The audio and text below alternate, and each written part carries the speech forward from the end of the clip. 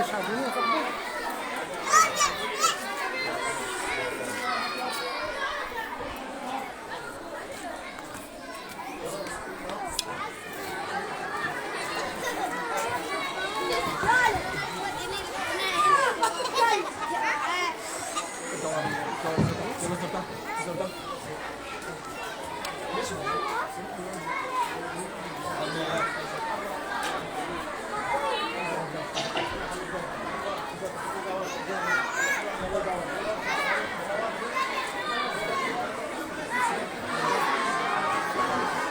الله الرحمن الرحيم، وبه نستعين، والصلاة والسلام على أشرف المرسلين وخاتم النبيين سيدنا محمد. اللهم صل وزد وبارك عليك يا رسول الله. قال الله تبارك وتعالى: وعلمك ما لم تكن تعلم وكان فضل الله عليك عظيما. أيها الجمع الغفير، السلام عليكم ورحمة الله وبركاته. مرحبا بكم في احتفالنا وفي احتفالنا بأهل القرآن.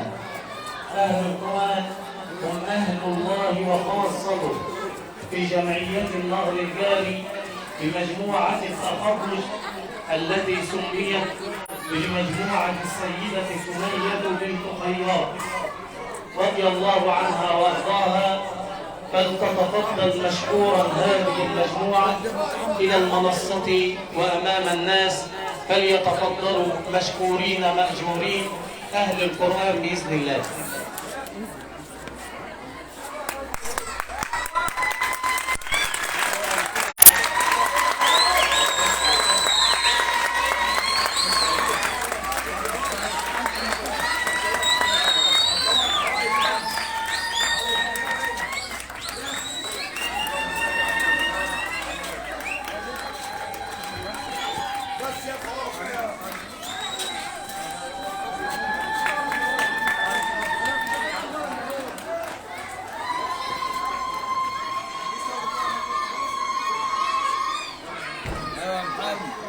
صور يوسف يا محمد وصور جود.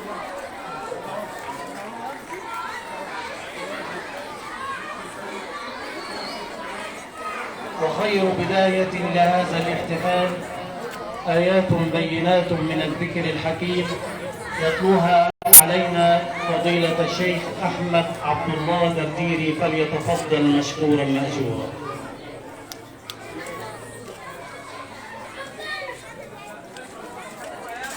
أعوذ بالله من الشيطان الرجيم.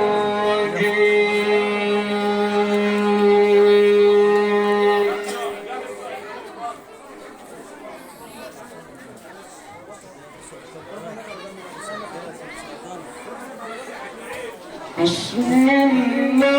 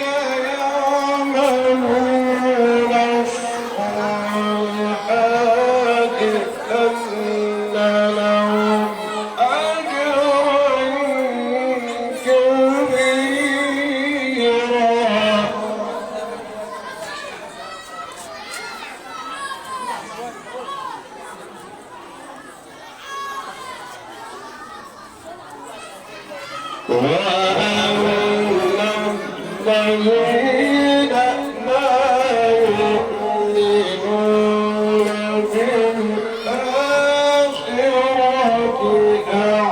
أعتدنا لهم عذابا أليما.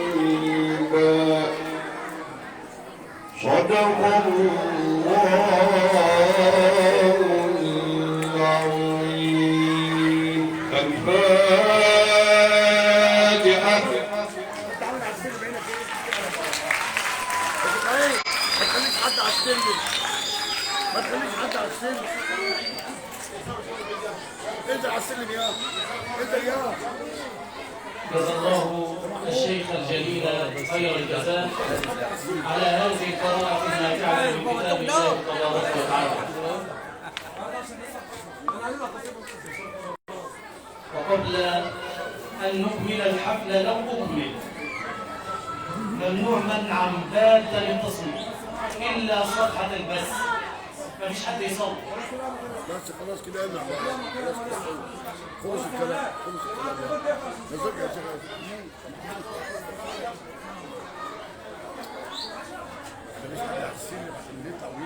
ولو سمحتوا يعني الرجاله اللي واقفه تتفضل تقعد عشان المنظر بس. منظرنا كصفحه كده هتطلع في 26 لازم يكون منظرنا كويس.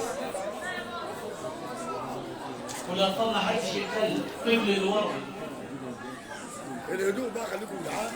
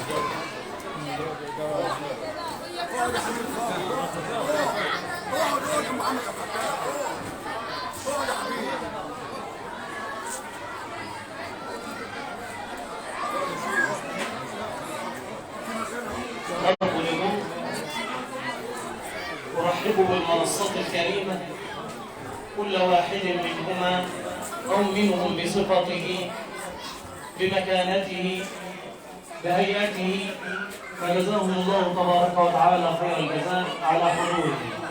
ولكن أترك كلمة الترحيب بفضيلة عم الشيخ محمود أبو الشيخ رئيس جمعية النار الجاري، فليتفضل مشكورا مأجورا.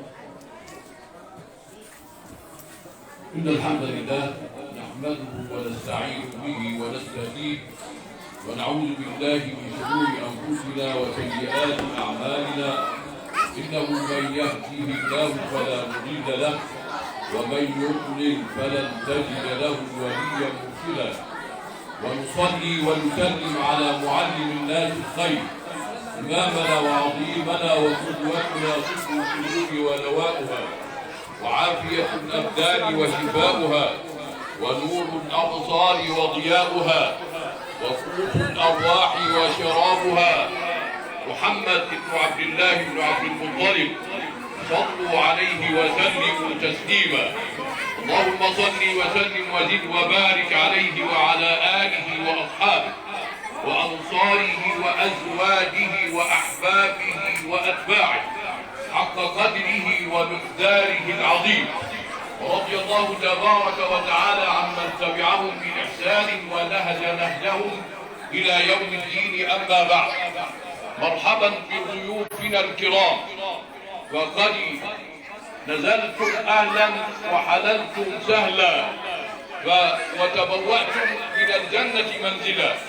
مرحبا بكم في هذا الاحتفاء الكريم بكلام الله تبارك وتعالى، كي نكرم هذه البراعم، براعم الإيمان، هذه القلوب وهذه الأفئدة التي تحمل في طياتها أفضل وأغلى كلام، إنه كلام الله تبارك وتعالى الذي يقول الله تبارك وتعالى في حقه: إن الذين يتلون كتاب الله وأقاموا الصلاة وأنفقوا مما رزقناهم سرا وعلانية يرجون تجارة لن تبور ليوفيهم أعمالهم ويزيدهم من فضله إنه غفور شكور.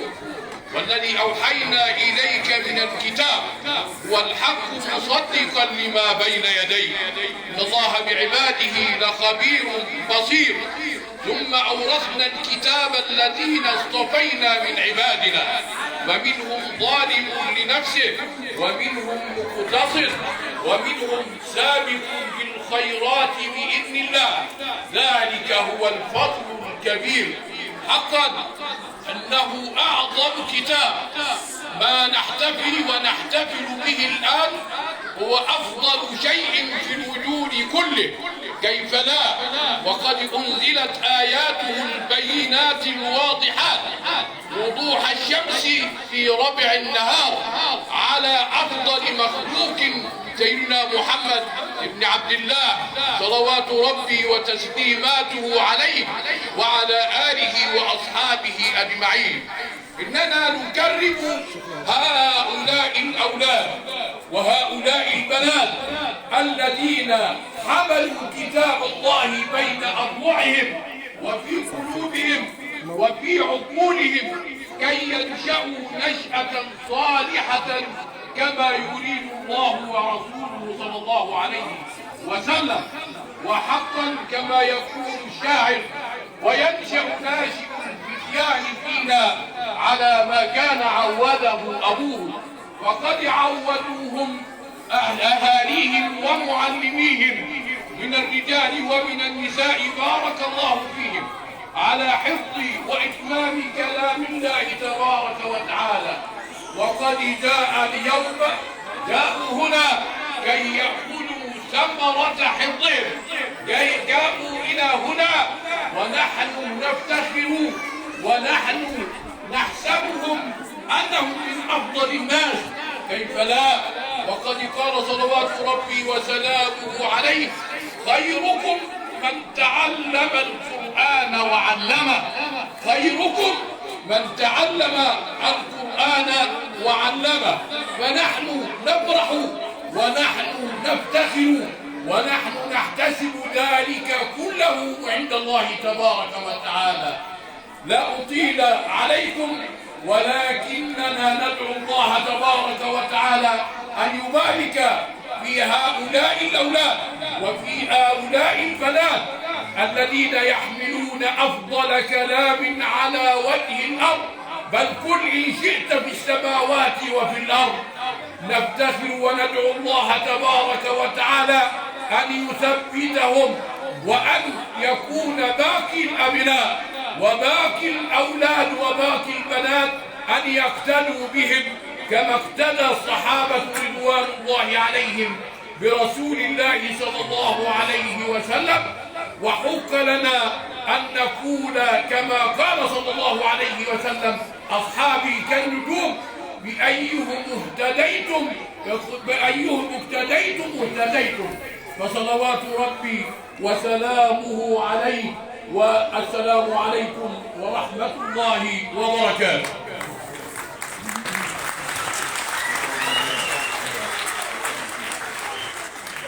بارك الله تبارك وتعالى في أستاذي الجميل الجليل، أحسبه كذلك يا رب العالمين من الأتقياء. وننتقل إلى كلمة العلم والعلماء مع فضيلة عم الشيخ ربيع عبد العظيم، فليتفضل مشكورا مأجورا.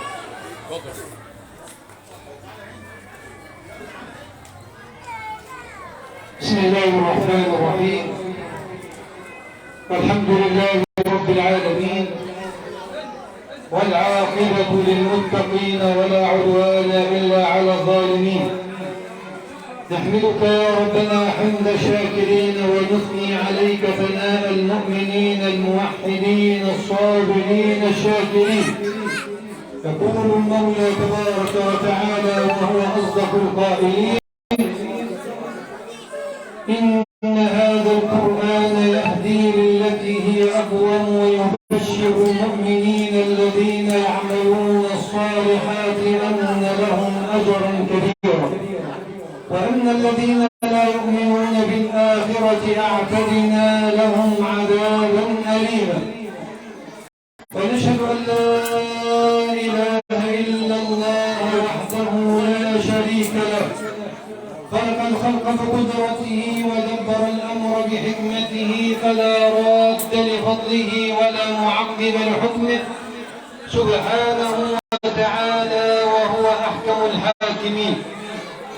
ونشهد أن سيدنا ونبينا وإمامنا وعظيمنا وشفيعنا ومعلمنا الخير وصاحب القرآن العظيم محمد صلى الله عليه وسلم، وعلى آله وصحبه الطيبين الطاهرين، وعلى آل بيته الغر الميامين، صلاة وسلاما دائمين متلازمين متقابلين إلى يوم الدين. أما بعد، أحباب رسول الله صلى الله عليه وسلم، مرحبا بهذه الوجوه النيرة الطيبة الطاهرة، ونسأل الله تبارك وتعالى أن يجعل هذا الجمع جمعا مرحوما، وأن يجعل تفرقنا من بعده تفرقا معصوما، وألا يجعل فينا ولا حولنا ولا من سامعينا شقيا ولا محروما. أحباب رسول الله صلى الله عليه وسلم، يقول النبي صلى الله عليه وسلم: إن من إجلال الله عز وجل، إن من إجلال الله تبارك وتعالى إكرام ذا الشيبة المسلم، وحامل القرآن غير المغالي فيه والمجافي عنه، وإكرام الإمام المقسط.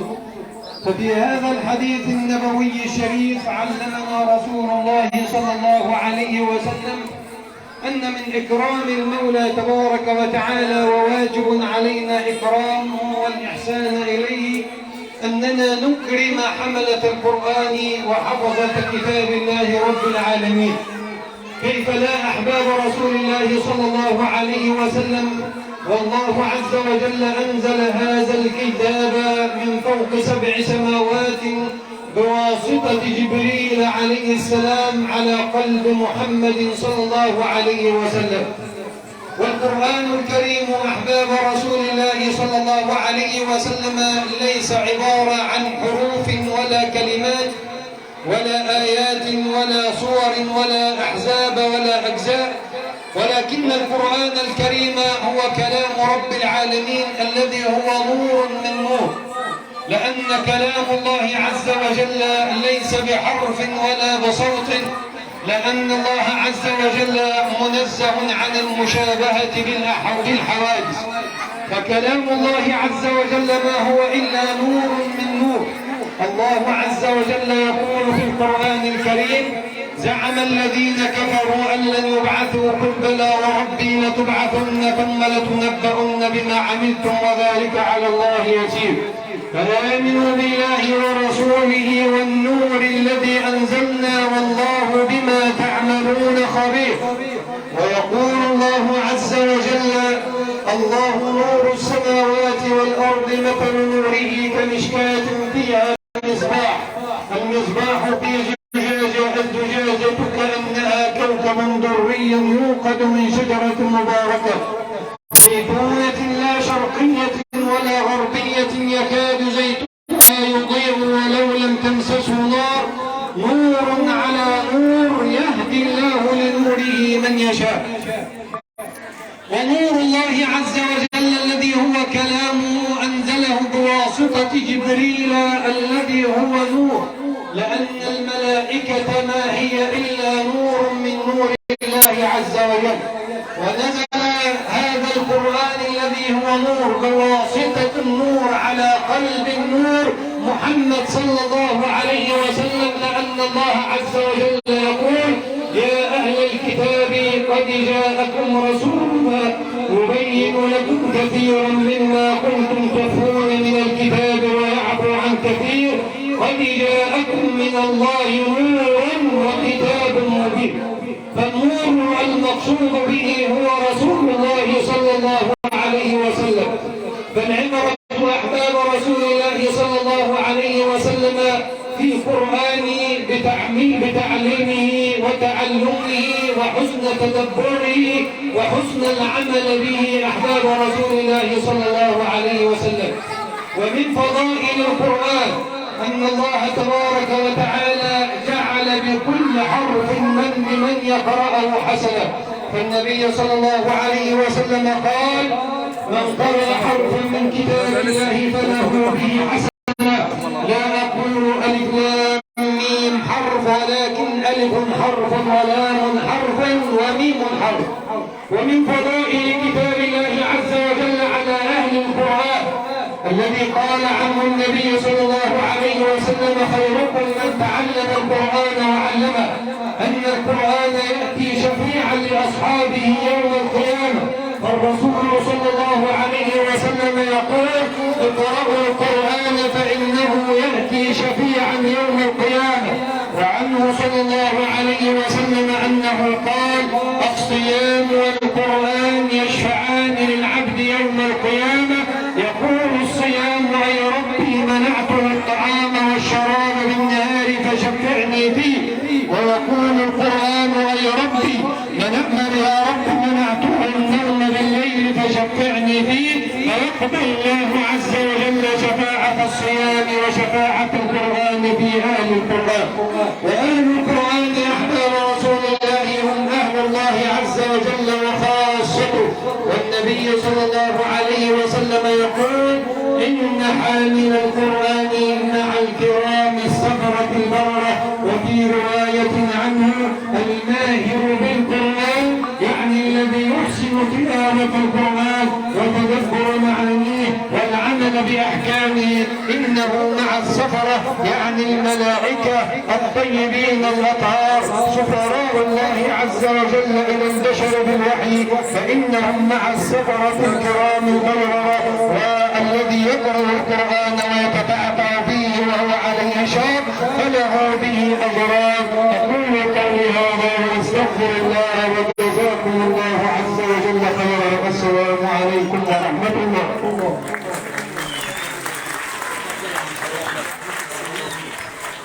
ومن دلو إلى دلو إلى فضيلة الأستاذ أحمد مبروك في مشروع الألف حافظ قدم، فجزاه الله تبارك وتعالى خير الجزاء فيما أثبته في منشية بملية. له كلمة بسيطة فليتفضل مشكورا مأجورا. بسم الله الرحمن الرحيم. الحمد لله رب العالمين، وصلاة وسلاما على سيد الأولين والآخرين، سيد ولد آدم أجمعين، سيدنا محمد وعلى آله وصحبه وسلم أجمعين. اللهم صل على سيدنا محمد الفاتح لما أغلق والخاتم لما سبق، ناصر الحق بالحق والهادي إلى صراط الله المستقيم، حق قدره وبمقداره العظيم، وعلى آله وصحبه وسلم أجمعين.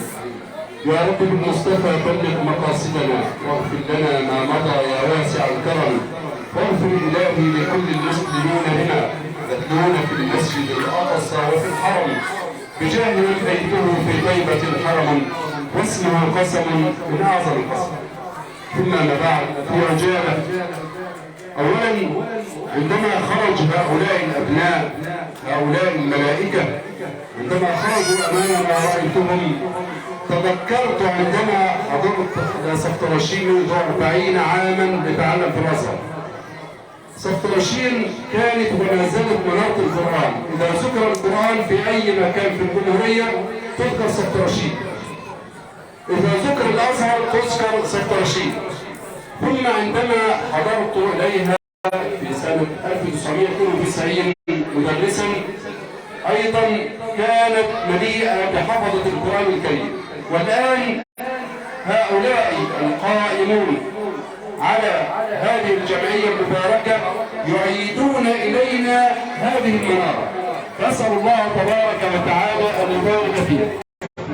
وخدمة القرآن هي من فروض الكفاية، وما كان المؤمنون لينفروا كافة فلولا نفر من كل فرقة منهم طائفة ليتفقهوا في الدين ولينذروا قومهم إذا رجعوا إليهم. طيب، لكن الذي يقوم بفرض الكفاية يأخذ ثواب الجميع. يعني عندما يكون جماعة في سفترشين هذه البلد الكبيرة بهذا العمل فهم يأخذون أجر البلد كاملة، لأنهم يتحملون على أعناقهم خدمة كتاب الله تبارك وتعالى. طيب، هذا الطفل الذي وقفه والديه لخدمة القرآن ما جزاؤهم؟ يقول صلى الله عليه وسلم في صحيح البخاري: إذا قال الولد بسم الله، والحديث فيه بسم الله ما فيهوش الرحمن الرحيم، موجود في صحيح البخاري. يقول الله تبارك وتعالى لملائكته: اكتبوا لعبدي براءة من النار. فتقول الأم يا ربي أنا التي حملت وأنا التي تعبت وأنا التي سيبت، فيقول الله تبارك وتعالى اكتبوا لأم الولد براءة من النار. فيقول الأب يا رب وأنا الذي أنفقت وأنا الذي اشتغلت وتعبت، يقول الله تبارك وتعالى اكتبوا لوالد الولد براءة من النار. طب الشيخ اللي حفظ، فيقول الشيخ يا رب وأنا الذي علمت، فيقول الله تبارك وتعالى اكتبوا لمعلم الولد براءة من النار. 4 أخذوا براءة من النار بسبب بسم الله، فما بالنا بمن حفظ القرآن كاملا؟ فما بالنا؟ أخبرنا صلى الله عليه وسلم أنه يشفع في 70 من أهله كلهم قد وجبت لهم النار. هذا جزاء حافظ القرآن. معلم القرآن يقول فيه صلى الله عليه وسلم خيركم من تعلم القرآن وعلمه، ويقول إن الله وملائكته حتى الطير في السماء حتى الحوت في البحر لتستغفر لمعلم الناس الخير، فجزاهم الله خيرا. ومهما نقول فيهم لكننا ندعو الله تبارك وتعالى أن يثبتهم وأن يجعل هذه البلدة المباركة تعود إلى مكانتها رائدة في تحقيق كلام الله تبارك وتعالى. وأقول لوالديهم لوالد التلاميذ هذه بدايتهم، فإن الطفل لمجرد ما ختم القرآن لسه ما ثبتوش. قال العلماء هو القرآن كده في الذاكرة العادية، يجب أن ينتقل إلى الذاكرة العميقة. عشان ينتقل للذاكرة العميقة لابد أن يتختم كل 5 أيام لمدة سنين، لمدة دور عمره، ثم القراءات، ثم علوم القرآن. وهذا لا يعقل أختم في نص دقيقة أو أقل من نص دقيقة بدراسة أجراها عالم مصري اسمه الدكتور أحمد زكي في أمريكا. هذا الدكتور عمل دراسة على 1886 طفل قد ختموا القرآن وهم أطفال صغيرين، فوجد إن عقلية الطفل يختم القرآن وهو صغير سبحان الله الخلايا المسؤولة عن تخزين المعلومات في المخ أكبر من أكبر علم في الدنيا. طب وده إيه اللي يستفادوا؟ يستفادوا إن لو مادة دراسية نظير اللي بيدرسها معاه مش حافظ القرآن يحتاج لمراجعتها 10 مرات، هذا الطفل يكفيه مرة ولا مرتين. ده جزاؤه في الدنيا، جزاؤه في الآخرة أكيد عظيمة عند ربنا سبحانه وتعالى. فأسأل الله تبارك وتعالى أن يبارك في هذا الجمع العظيم وأن يجعله جمعا مباركا وأن يجعل سعي الجميع مشكور وأجرهم مغفور. والسلام عليكم ورحمة الله وبركاته. بارك الله في الاستحمام ونقول له جزاك الله تبارك وتعالى خيرا.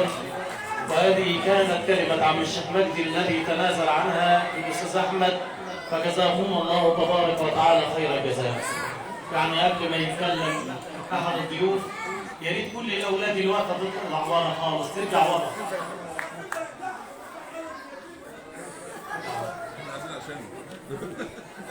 عشان ده اليوم العيد بتاعهم النهارده هو فرحهم النهارده عشانهم هم فرحهم النهارده. هنقسم الجوائز سوا ماشي؟ الرجاله طبعا في الجوائز قوي. هنقسم معاك يا ابن الشيخ عبد الله. طب انت مش على كده انا اصحابي منهم تاني بعد ما يطلع على طول. مدحت صلاح رئيس مجلس مدينة بيبا الذي تفتخر به صفة رشيد، فليتفضل مشكورا مأجورا.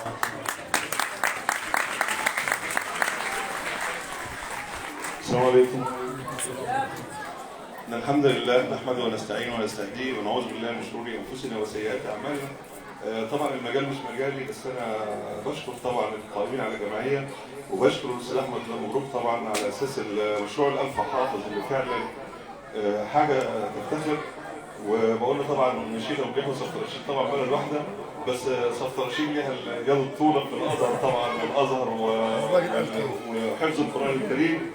وبشكر القائمين على الجمعيه وافراد التعليم فيها والحضانه والقائمين على تعليم القران الكريم، لانه بصراحه فخر وحاجه حلوه صفة رشيد. وبشكركم طبعا على الدعوه الجميله دي وتشريفي بالحضور وسطيكم النهارده.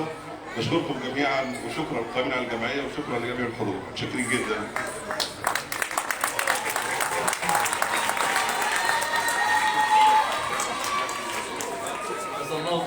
وتعالى تسمدها صلاح خير جزاء.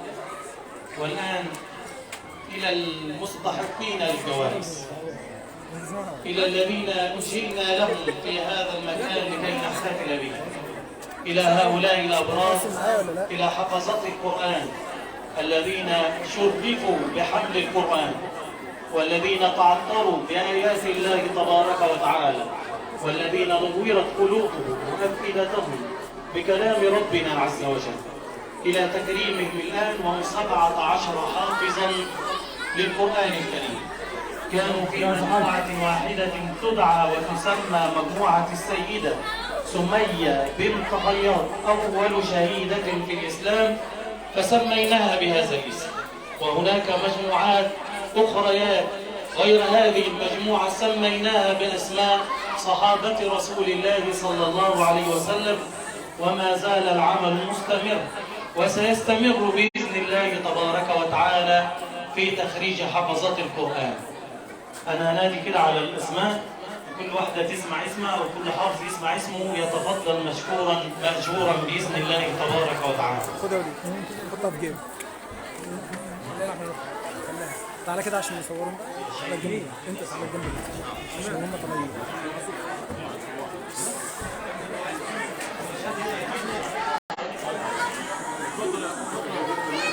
الأسماء مرتبة ترتيبا أبجديا، ليس ترتيبا الأول كذا والأول كذا، إنما هو ترتيب أبجدي. رقم 1 إسراء أحمد سيد محمد عبد الناصر.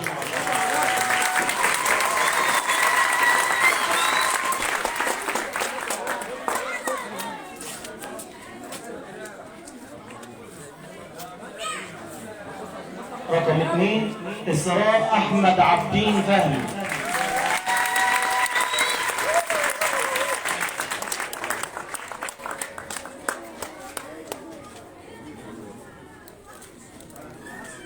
رقم 3 إيمان أحمد بدوي محمود.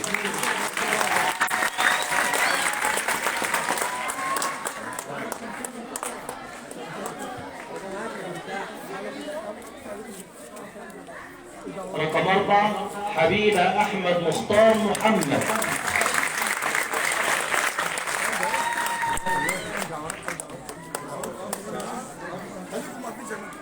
رقم 5 حبيبة حسن ثابت.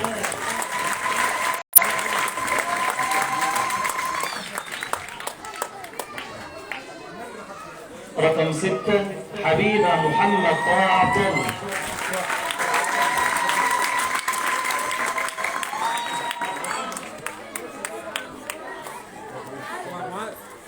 رقم 7 رفيدة محمد محمود رمضان.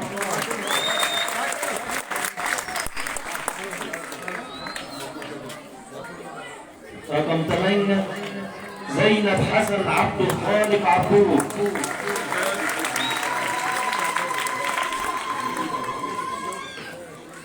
تسعة زينب محمد طه عبد الله.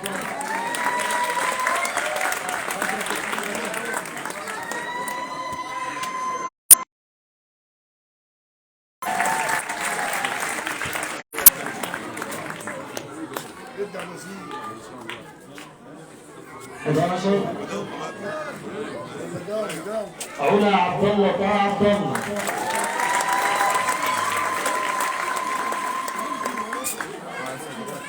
اديني بس عدي الجنب الثاني. اديني عدي الجنب الثاني. 12 محمد احمد سيد محمد عبد الناصر.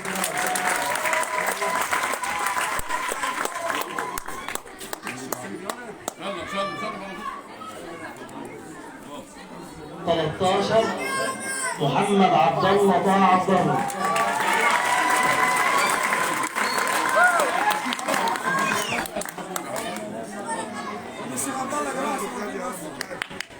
14 محمد علي جابر علي. هقسم معاك يا محمد.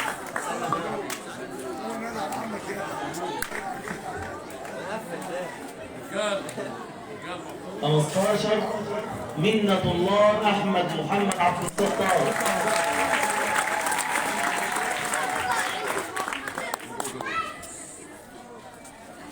16 نورة أحمد بدوي محمود.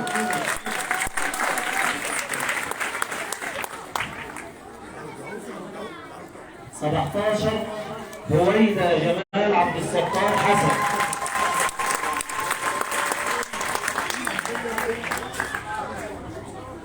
17 حافظا لكتاب الله تبارك وتعالى في مجموعة السيدة سمية بنت خياط التي قدمت وانتجتها وتعبت في جهدها وفي حفظ هؤلاء الأولاد الكرام الأستاذة الفاضلة إيمان شاكر عثمان، فلتتفضل مشكورا مأجورة. وجهدها يذكر فيشكر فجزاك الله تبارك وتعالى.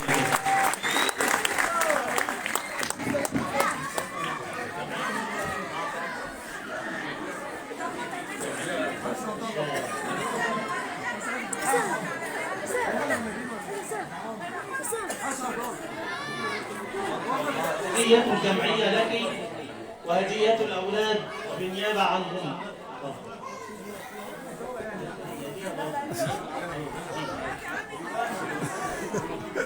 جزاه الله تبارك وتعالى أجوبة يذكر فيشكر.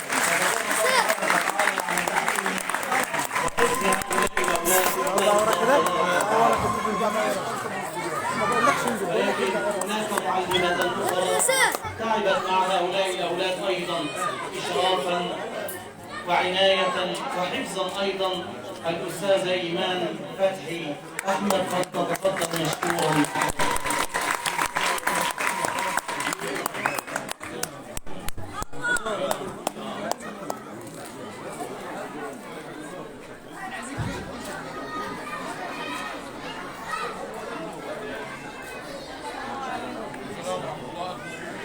جهدها يذكر فيشكر، فجزاك الله تبارك وتعالى خير.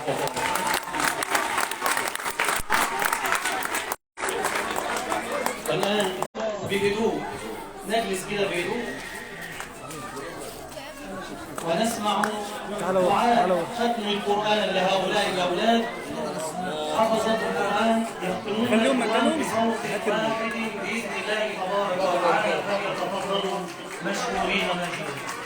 مكانكم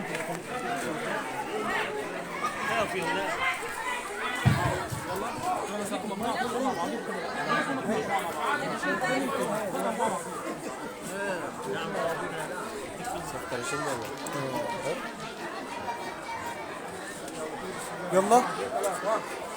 اللهم ارحمنا بالقرآن واجعله لنا إماما ونورا وهدى ورحمة.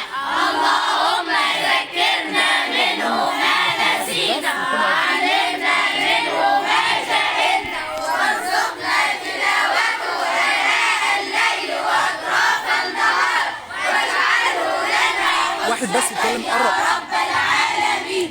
اللهم اصلح لنا ديننا الذي هو عصمة أمرنا، واصلح لنا دنيانا التي فيها معاشنا، واصلح لنا آخرتنا التي فيها معادنا، واجعل الحياة زيادة لنا في كل خير، واجعل الموت راحة لنا من كل شر.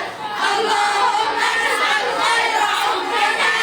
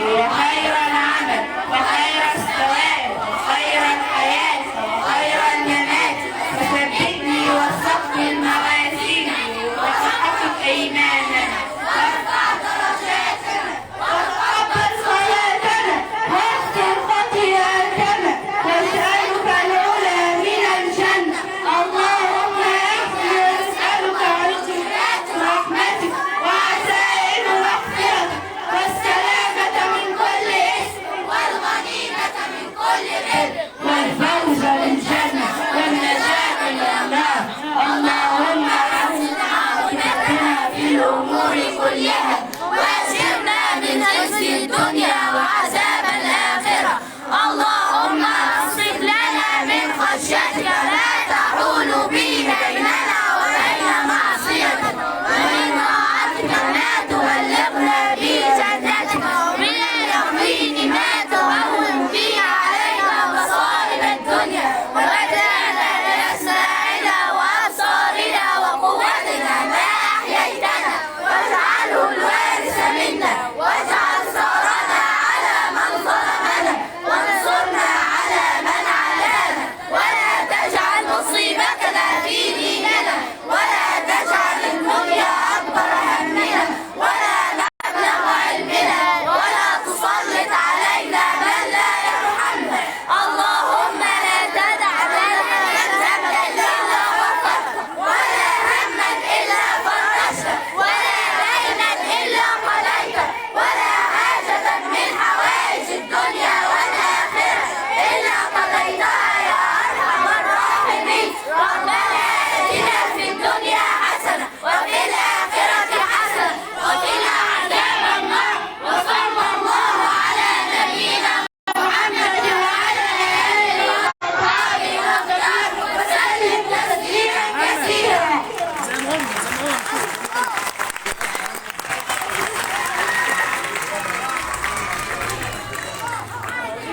نرجو الهدوء. هي دقيقة واحدة كده ونختم، بس لقطة كده تذكارية وصورة كده مع أستاذ مدحت مع الضيوف الكرام في المنصة مع الأولاد حفظة القرآن. بقول لك على حاجه، خش على سبيل الاولاد مش هيشربوا هتاخد صفقه. تعالى تحت، خليكم مكانكم، خليكم دلوقتي. استنى يا عم الشيخ محمد، استنى نظبط المكان، استنى.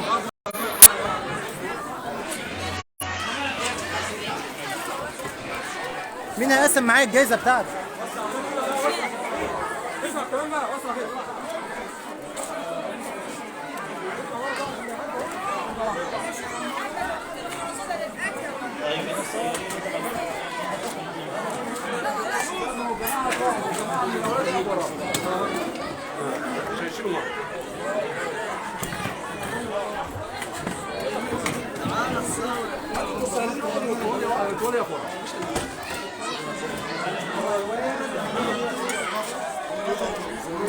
بص تعالى تحت، يلا. ايوه، لا هاتهم تحت، تعالى تحت، يلا.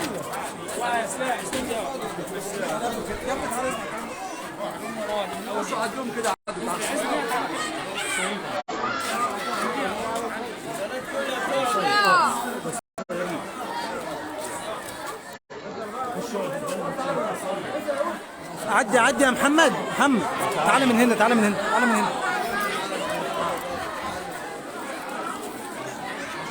على مهلك امسكوا بقى الشهاد بتاعكم كده ابدا، بس خليها تحت المشاة. ادخل.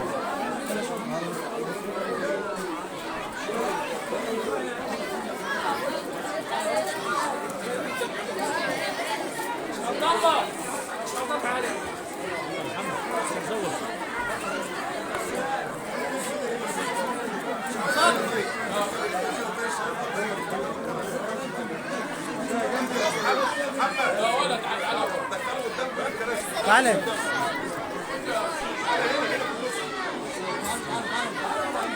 لو في كراسي 3، طب حد يجيب 3 كراسي. انت لا يا احمد، يا طب انزل هات 3 كراسي. هات يا عم شاطر، ارجع معايا شاطر. 3 كراسي، هات الكرسي ده يا اسلام لو سمحت.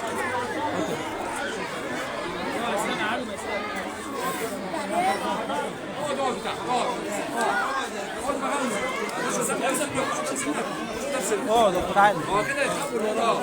لا ما تقلقش. هذا الكوست الثالث صايرين بره. هذا الكوست الثالث محمد.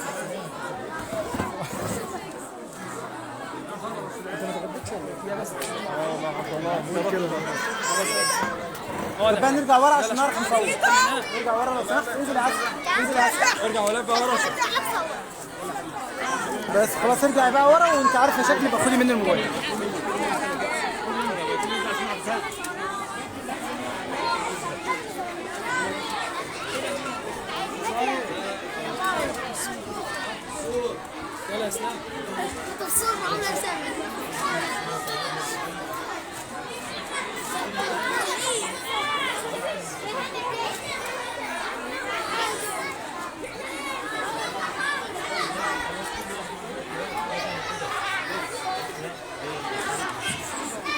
زي ما انت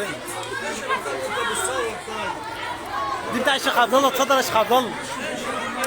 اتفضل يا شيخ عبد الله. سورة تذكارية بسم الله تبارك وتعالى معها حفظة القرآن الكريم 17 حافظا لكتاب الله تبارك وتعالى. بسم الله سبحانك اللهم وبحمدك نشهد ان لا اله الا انت نستغفرك ونتوب اليك. بسم الله الرحمن الرحيم والعصر ان الانسان لفي خسر الا الذين امنوا وعملوا الصالحات وتواصوا بالحق وتواصوا بالصبر. جزا الله تبارك وتعالى الجمع الخير خير الجزاء والعقبى عند الجميع باذن الله تبارك وتعالى. والسلام عليكم ورحمه الله.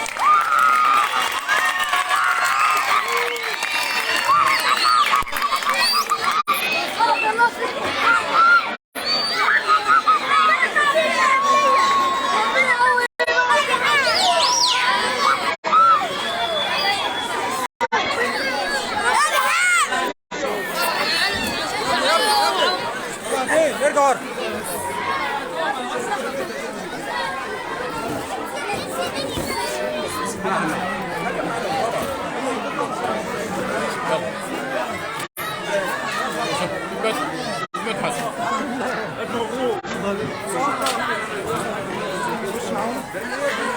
وشوف عبد الله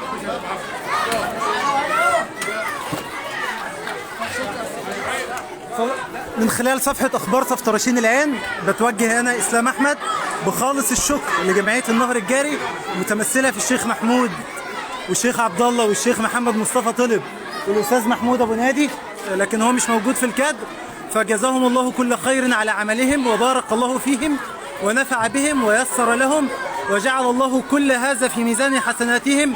بارك الله لهم بارك الله لهم بارك الله لهم وشكرا جزيلا.